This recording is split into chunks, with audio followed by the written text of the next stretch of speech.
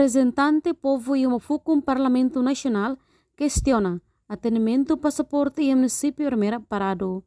Deputado Marcos Martins liu-se intervenção plenária quarta-feira, mas que município Armeira retang uma oportunidade de tratamento passaporte, mas quase a tufulang hatona, sira la retang um atendimento, tama parado banheira jovem sira precisa tratar passaporte.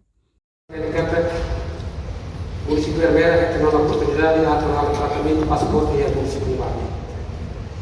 Mas até agora, quase fulanatona, e tem tratamento passaporte e a município de Armeira parado, o tema que tem a resolver no seu ato, e também continua o tratamento de fato de Bali, também a caixa mais diadili e a questões para a Abele atualizou.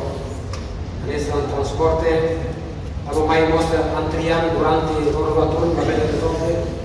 Então, teremos a deputada Cira, o nego secretaria ministro de Justiça, a tubele a atenção aqui.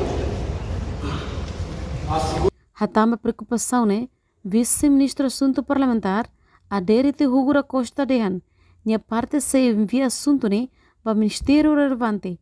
O dia de situação, o urgência. Reportagem Imelda Fátima, televisão Timor Post. Janela informação ba emogoto.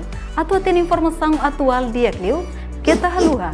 Haneham botão subscribe, like. Halo comentário no fahe tutang ba media sosial hoto.